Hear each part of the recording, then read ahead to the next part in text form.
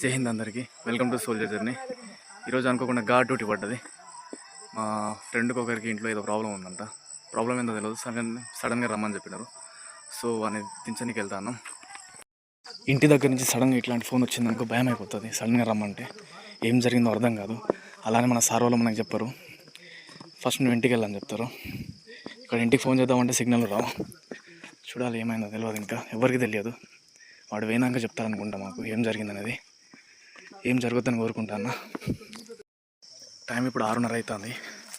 పోనీకి 2 గంటలు, రానికి 2 గంటలు. నేనైతే వాలంటీర్గా వచ్చిన ఈరోజు. ఎందుకంటే మన ఫ్రెండ్ వాడు రోజు నవ్వుకుంటా తిరిగినాం మేము. సడన్గా వాడు ఒక్కసారిగా సైలెంట్ అయిపోయాడు. నాకు చూడలేకపోయాను నన్ను చూడగానే. సో దేనికి కూడా కోరుకుంటాను, అంత సీరియస్ ఇష్యూ ఏది ఉండొద్దని. ఒక సైనికుడి లైఫ్ అంత ఈజీగా ఉండదు బ్రో. ఫిజికల్గా మెంటల్గా చాలా స్ట్రాంగ్ ఉండాలి. ఇప్పుడు నాకేం సంబంధం లేదు, నా మైండ్లోనే ఎన్నో రన్ అవుతున్నాయి. అంటే ఏం జరిగి ఉండొచ్చు, ఎట్లుండొచ్చు అని. అలాంటిది వాడు సొంతంగా ఫేస్ చేస్తున్నాడు.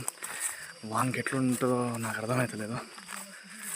వెళ్తున్నప్పుడు నడవాలంటేనే ఇలా మస్తు కష్టం అవుతుంది.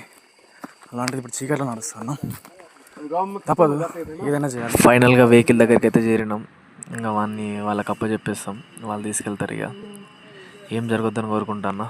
వీడియో నచ్చితే లైక్, షేర్ అండ్ సబ్స్క్రైబ్ చేయండి.